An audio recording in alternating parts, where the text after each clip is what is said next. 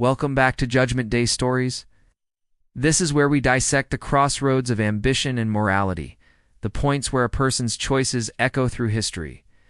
Today we're diving deep into StormHaven, the Pact. It's a story of two survivors who decided to burn down the system not just to escape it, but to rebuild it entirely in their own image. Their names are Leo Hayes and Julian Croft. For most of us, childhood memories are filled with playgrounds and family dinners. For them, it was the smell of gunpowder and the taste of dust in the crossfire of a brutal resource war in the Congo. Their home didn't just feel broken. It literally smelled like bad decisions and unpaid invoices from empires continents away. This unforgiving classroom taught them one brutal, unshakable lesson: the world doesn't belong to the good or the just. It belongs to those with the strength to seize it. Imagine two teenagers, barely more than boys, huddled by a fire amidst the ruins of their world. They make a pact, not just of friendship, but of survival and conquest. A blood oath to never be victims again. Fast forward to today, to the glittering spires of Titan City. We see Julian Croft, impeccably dressed, moving through a high society gala. It's not just attending, he's hunting. Julian took the shattered remnants of his family's diplomatic connections and reforged them into a ladder. He didn't just enter Titan City's political arena. He weaponized it. His charisma wasn't mere charm, it was a strategic asset, a finely tuned instrument of influence. Every smile, every handshake, was a calculated move on a chessboard only he could see, positioning his pieces for a checkmate that would shake the city to its core.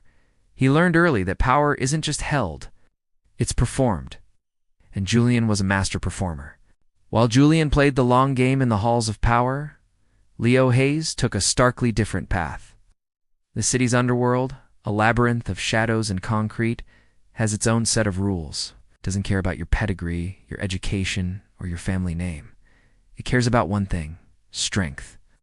Leo arrived with nothing but the ferocity of a man who had already lost everything. He offered the syndicate the only currency he possessed: a raw, untamed capacity for violence and an unbreakable will. He didn't just join the criminal element. He began a hostile takeover from the ground floor up. We see it in the reenactments, a controlled, brutal fight in a dimly lit warehouse. It wasn't about savagery, it was a statement. He proved himself not as a follower, but as a force to be reckoned with, earning the grudging respect of crime bosses who had ruled for decades. Their plan was a masterwork of terrifying symmetry, a two-pronged assault on the very soul of Titan City. Julian would control the laws, and Leo would control the people who break them. Julian would manipulate the flow of money through legislation and backroom deals, and Leo would control the illicit economies that thrived in the city's shadows. It's control the political sphere and the criminal underworld. Control the money and control the people who chase it. We don't trade in vibes or good intentions here at Judgment Day Stories. We trade in outcomes. And the outcome they were engineering was nothing short of total dominion. A city remade in their image, where they were the ultimate arbiters of order and chaos. And this brings us to the central moral judgment for this episode. It's the question we put to you. When the system fails you so utterly, so catastrophically, are you justified in using any means necessary to overthrow it? Is corruption a valid tool? Is force a legitimate path? Is deception just another strategy in a war you didn't start? Or do the methods you choose inevitably poison the goal? Does the path to creating a sanctuary, a StormHaven, twist you into the very monster you sought to destroy? This is where their story gets complicated. Their rise was just the beginning. The real cost, the true price of their pact, was just starting to come due. As their influence grew, so did the attention they attracted from law enforcement, from rival factions, and from the ghosts of their own past. We see the flashes of what is to come.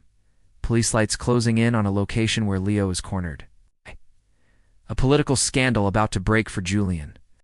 Their carefully constructed empire was built on a fault line. The tremors were starting. This conversation always ends where the excuses begin.